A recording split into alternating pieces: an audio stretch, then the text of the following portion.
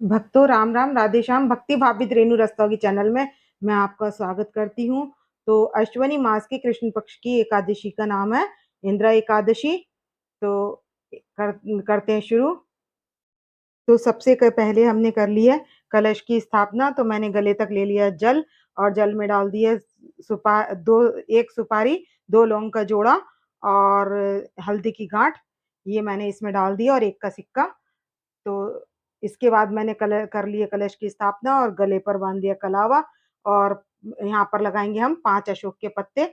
तो मैं बाद में जिस दिन एकादशी होगी उस दिन मैं ये लगा लूंगी। तो अब ये मैंने यहाँ पर सबको पधार लिया है। ये लड्डू गोपाल जी हैं, ये राधा रानी और गौ माता और विष्णु भगवान जी और लक्ष्मी जी को पधार लिया है। तो अब हम करेंगे गणेश जी को विराजमान। तो अब मैं यहाँ पर गणेश जी को तिल का आसन देकर गणेश जी को कर देंगे विराजमान। और अब लगा देंगे हम जल का छींटा। तो मैं कुशा लेकर सब पर जल का छींटा लगा दूंगी। और अब इनको पहना देंगे जनेऊ। तो सबसे पहले हम गणेश जी को जनेऊ पहनाएंगे। तो गणेश जी को पहनाऊंगी मैं व्हाइट जनेऊ।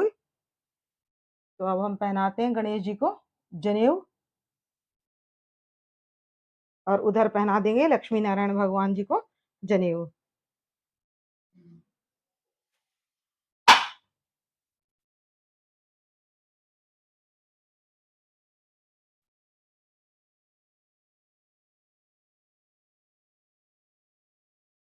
अब मैंने यहाँ पर लक्ष्मी नारायण भगवान जी को जनेऊ पहना दिया।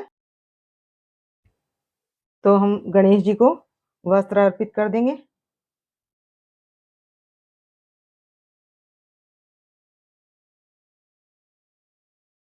राधा रानी को वस्त्र अर्पित कर देंगे। अब हम राधा रानी को वस्त्र अर्पित कर देंगे।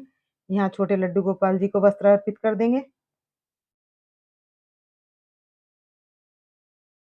और ये हमारे लड्डू गोपाल जी, इनको वस्त्र अर्पित कर देंगे।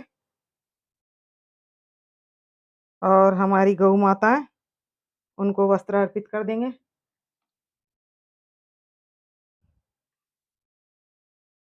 और यहाँ लक्ष्मी नारायण भगवान जी को वस्त्र अर्पित कर देंगे।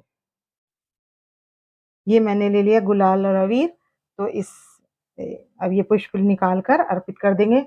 तो ये हम गणेश जी को अर्पित कर देंगे, इसी तरीके से कर देंगे और सभी देवताओं को राधा रानी के पास भी अर्पित कर देंगे। और छोटे लड्डू गोपाल जी के पास भी पुष्प अर्पित कर देंगे। और गौ माता के पास भी पुष्प अर्पित कर देंगे। और लक्ष्मी माता के पास भी पुष्प अर्पित कर देंगे। और विष्णु भगवान जी के पास भी पुष्प अर्पित कर देंगे। और यहाँ हमारा है कलश, तो हम यहाँ पर भी पुष्प अर्पित कर देंगे।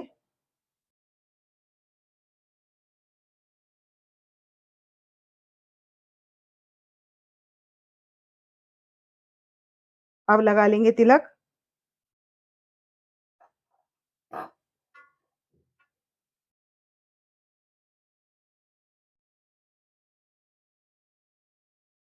तो हम लगा देंगे गणेश जी के तिलक।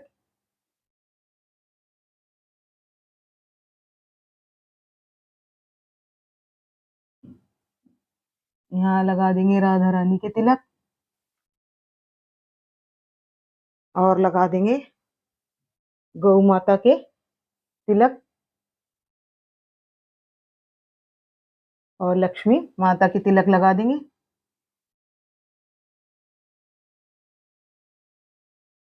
और लड्डू गोपाल जी और विष्णु भगवान जी के लगाएंगे हम चंदन का तिलक। तो मैं यहाँ पर लगा दूंगी चंदन का तिलक।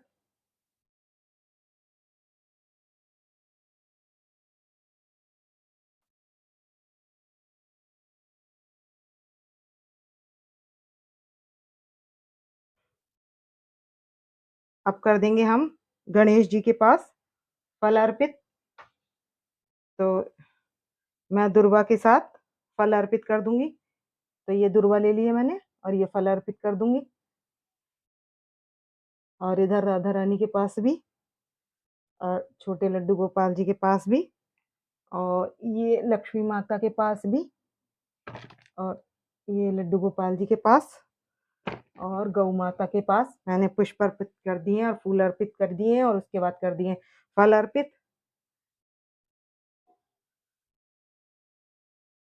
अब हम जला लेंगे दिया। तो इंद्र एकादशी की कथा क्या है? तो अर्जुन पूछते हैं कृष्ण जी से कि इस अश्वनी मास के कृष्ण पक्ष की एकादशी का क्या नाम है? तो कहते हैं इस एकादशी का नाम इंद्रा है और ये सभी पापों का नाश करने वाली है और इसकी कथा सुनने मात्र से अनंत फल की प्राप्ति होती है। महिष्मती नाम की एक नगरी थी, उसमें इंद्रसेन नाम का प्रतापी राजा राज्य करता था। पुत्र पौत्र धन आदि से पूर्ण पूर्ण था और शत्रु उसके हमेशा भयभीत रहते थे और राज्य सुखपूर्वक करता था। महर्षि नारद जी आए, नारद जी को देखकर उन्होंने बैठने के लिए आसन देकर प्रणाम किया। राजा बोला, आपकी कृपा से मेरे धन धान्य की और कुशलता है और समस्त यज्ञ कर्म सफल हो रहे हैं। आप कृपा करके बताएं कि आपका आगमन किस कारण हुआ है? तब नारद जी ने कहा, एक समय जब मैं ब्रह्मलोक से यमलोक गया था, तब यमराज की सभा में मैंने तुम्हारे पिता को बैठे देखा। तुम्हारे पिता बहुत ज्ञानी और महात्मा थे। एकादशी का व्रत बिगड़ जाने के कारण उनको यमलोक जाना पड़ा। तो तुम्हारे पिताजी ने तुम्हारे लिए संदेश भेजा है। तब राजा पूछता है उन्होंने क्या कहा है? तब वो कहते हैं, पुत्र इंद्रसेन जो महिष्मती का राजा है, उससे ये जाकर कहना कि किसी पूर्व जन्म के बुरे कर्मों के कारण मुझे इस लोक की प्राप्ति हुई है। तो यदि मेरा पुत्र अश्वनी मास के कृष्ण पक्ष की इंद्रा एकादशी का व्रत करे और उस व्रत का फल मुझको दे दे तो मुक्ति प्राप्त हो जाएगी। तो इससे क्या होता है? पितरों की तृप्ति हो जाती है। जो पितृ यम यम के द्वार पर नरक भोग रहे होते हैं, उससे भी उनका छुटकारा हो जाता है अगर हम अपने व्रत का फल उनको दे दें तो।